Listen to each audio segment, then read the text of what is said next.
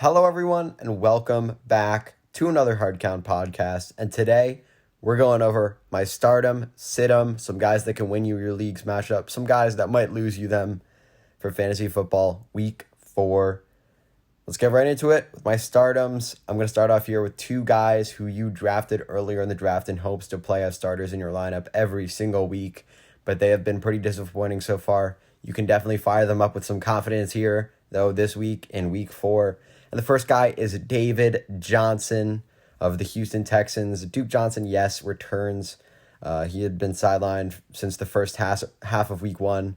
But the Texans right now are 0-3 and have run the second fewest plays on offense. And I think that's a lot of the reason why David Johnson has been bad. Not to mention, he hasn't been getting nearly as many touches.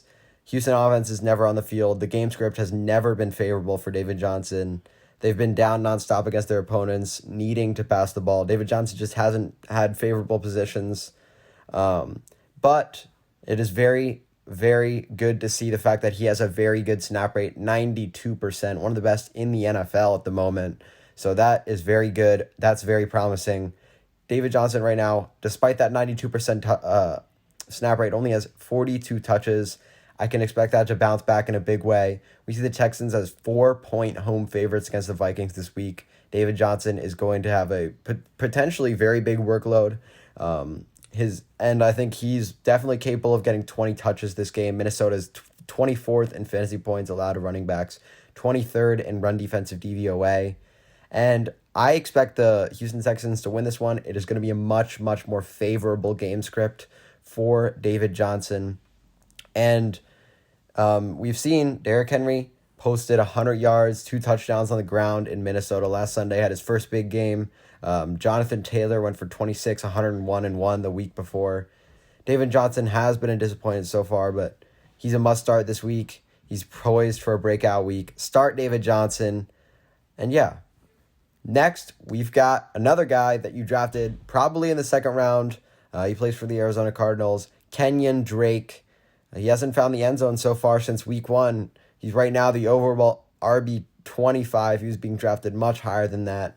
And right now he's playing on 68% of the snaps. He's seen a combined 59 carries and targets. I expect that solid workload to stay about the same in a good Arizona offense that's number 6 in offensive plays per game, number 4 in pace with Cliff Kingsbury. I really like. And Drake's statistics do leave a lot to be desired.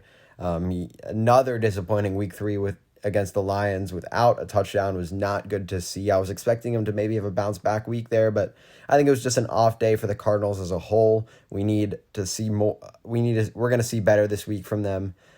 Drake, he needs his targets to go up also. I'm expecting them to. He sees the Panthers, the Jets, and the Cowboys in weeks 4 to 6. I think we're going to see production starting this week for Drake. Right now, Carolina is 31st in fantasy points allowed to running backs, 28th in run defense DVOA. Eckler had his breakout game last week, 23 touches, 143 yards, a touchdown, RB5. Leonard Fournette, Ronald Jones combined for 19 touches, 126 yards, and 3 touchdowns in week 2. Josh Jacobs put up 139 yards and 3 touchdowns week 1. They've just been run all over by running backs this year. Kenyan Drake is poised to break out, get a receiving role.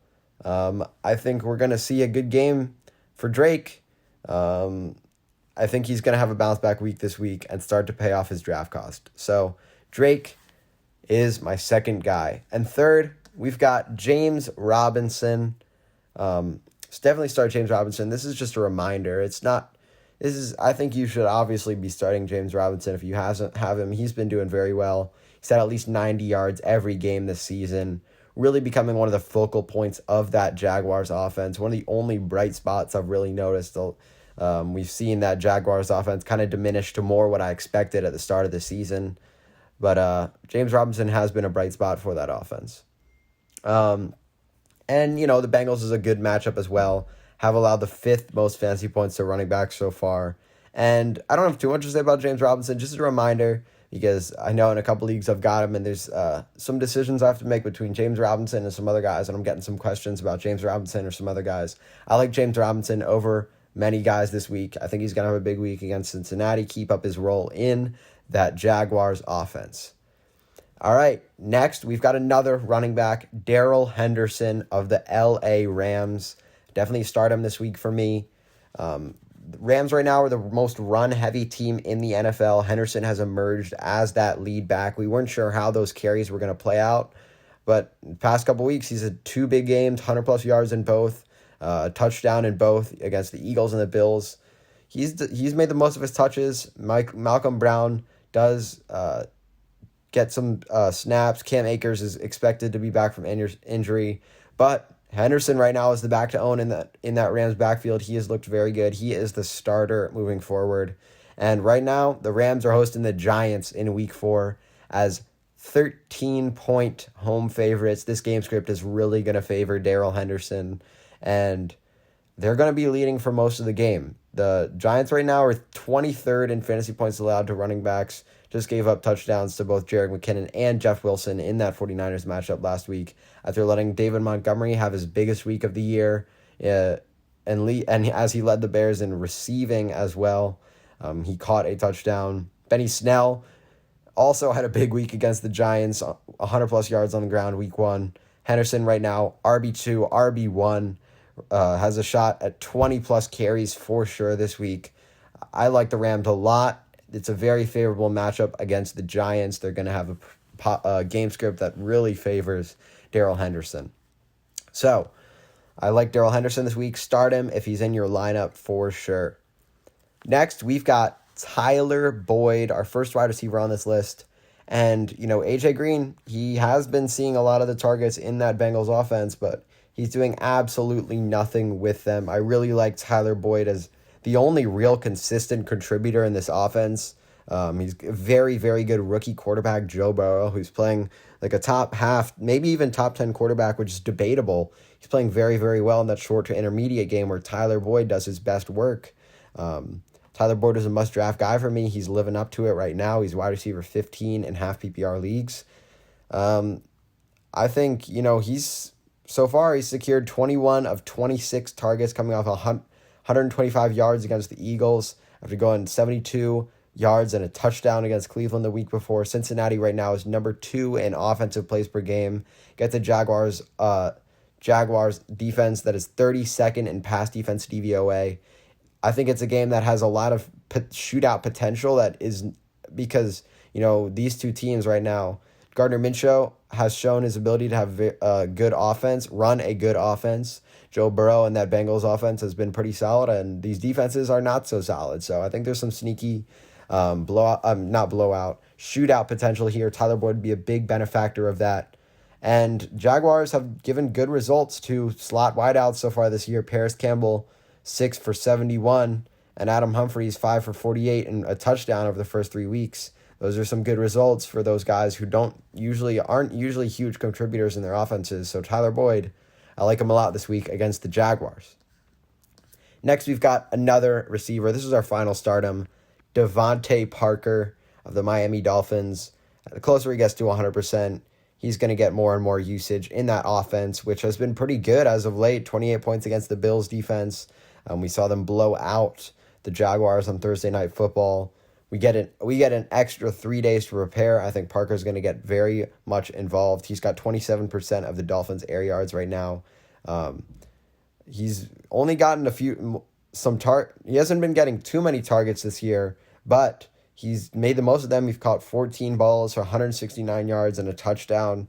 Right now, he's got a great matchup with the Seahawks that has been giving up fantasy points left and right to wide receivers. Seattle is 32nd in fantasy points allowed to the position, 47.9 per game. Michael Gallup went for 6 receptions, 138 yards, and a touchdown. Cedric Wilson went for 5 receptions, 107 yards, 2 touchdowns. Amari Cooper, 9 receptions, 86 yards. Edelman, 8 receptions, 179 yards, a career high.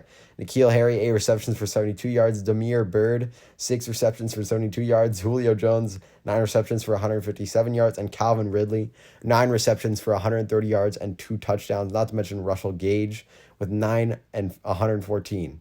Yeah. They have all just crushed the Seahawks. Seattle is dead last in opponent plays per game. Parker should be very much fired up as a wide receiver 1, wide receiver 2 this week against the Seattle team. I think it's going to be a high-scoring game. We've got Fitzpatrick in this offense rolling, Seattle and Russell Wilson rolling. It should be a fun one. Devante Parker will be a benefactor of that. I like Devante Parker a lot this week. Start him if you can. Next, we're on to our sit-ems here, starting with 2 players from the Washington football team, and the first of them is Terry McLaurin. McLaurin is going to struggle. It's a rough matchup with the Ravens, very rough matchup. Dwayne Haskins is at quarterback. He's been PFF's lowest graded quarterback for the year so far. The grade below 40, which is absolutely terrible. He's missing so many throws and completions to Terry McLaurin, really hurting Terry McLaurin's fantasy value right now. He's going to be shadowed by a combination of Marlon Humphrey, Marcus Peters as that sole receiving option in an offense right now. That's going to be covered by a defense that was absolutely humiliated by Kansas City last week. Baltimore is going to come out firing. They're going to come out angry. And you best believe they're not going to allow many plays to Terry McLaurin, who is the sole threat in that offense. They're going to want to prove themselves again. And shutting down Terry McLaurin is going to be how they do it. I think Humphrey is going to absolutely lock down McLaurin in man coverage. We've seen OBJ really struggle against the Ravens defense, and McLaurin reminds me a lot of OBJ. So this is just a matchup that you should really be scared of starting Scary Terry right now against this very scary Baltimore defense. Sit Terry McLaurin in this matchup. Next, we've got another player on the same team for a lot of the same reasons, Antonio Gibson. We had high hopes for Gibson in the season. I think he still has a chance to meet them, but right now he has not looked so good. He's let us down. Fewer than 15 touches in his first 3 games, fewer than 60 yards in his first 3 games. And I think this might be obvious, a little bit obvious, but a lot of people have been asking me about starting Antonio Gibson, what they should do with him. Just don't. Washington is really going to struggle to move the ball this week. They're going to be down in a game script that really isn't going to favor Antonio Gibson whatsoever. It's just going to be rough for Antonio Gibson this week. He's going to have a very poor week. So, yeah, don't start Antonio Gibson, or really anyone on that Washington football team. Next, we've got Marvin Jones of the Detroit Lions, currently the wide receiver 51 in half PPR, averaging 11.7 yards per catch as a 30-year-old wideout right now. It's the lowest in his career. He's seeing 13% of the Lions' air yards, 6.7 yards average depth of target. It's just not been good. It's not what we're used to seeing from Marvin Jones at all over the course of his career. He's a guy that's going to break off multiple deep plays over the course of a game, and that's not what we've been seeing from him. Kenny Golladay is back in the lineup. TJ Hawkinson's role is ever increasing. Marvin Jones right now, I can't see him as anything better than a wide receiver 4 against the Saints defense that has allowed the 3rd fewest catches to receivers. And Marcus Valdes-Scantling last week, we saw it 1 for 5. Brian Edwards 2 for 42. Henry Ruggs 1 for 4. Mike Evans 1 for 2 and 1. It's gonna be rough for Marvin Jones. Golladay, one thing to say, Golladay will probably draw Marshawn Lattimore's coverage, opening up more looks for Marvin Jones, but I just don't feel confident enough starting Marvin Jones this week. Next, we've got another running back, Joshua Kelley. Last week he was to start him. I was clearly wrong. We were expecting a good Chargers team to come out, roll over a bad Panthers team, which would have been a very favorable game script for Joshua Kelley. But instead, the opposite happened. Eckler was the main back in that game script. That was the opposite of what Kelley does well in for the Chargers. Kelley was in on literally just 29% of snaps. He played 52% the week before, and that's part of the reason I had him as a stardom. He wasn't going up. He was trending upwards. But last week, we only saw him carry the ball 8 times, 43 yards, no scores, lost a fumble. I think we will see better games from Kelley in the future. I am not betting on it this week, though. He's got a Bucks team on the schedule right now that's allowing 2.6 yards per carry, number 5 in run defense DVOA. It's going to be rough for Kelley. I think that the Chargers are going to be down. The game script is not going to be favorable. They're 6-point underdogs. It sets up Austin Eckler to have a great week, not Joshua Kelley. So, I just can't see Joshua Kelley having a big week. We saw Melvin Gordon go for 8 carries, 26 yards. Christian McCaffrey and Alvin Kamara to combined 75 yards on 30 carries, 2.5 yards per carry, week 1 and 2. So this Buccaneers run defense is very good. The Chargers are going to be down. Austin Eckler is going to rejoice. He's going to have a good week. But Joshua Kelley, not so much. Sit Joshua Kelley this week. Next, we've got a wide receiver for the New York Giants, Darius Slayton. And Darius Slayton has just 6 receptions, 86 yards, 0 touchdowns on 13 targets since that week 1 opener where he had 6 receptions, 102 yards, and 2 touchdowns against the Steelers. Right now, the Giants are playing like one of the worst teams in the league. Daniel Jones is playing really bad football.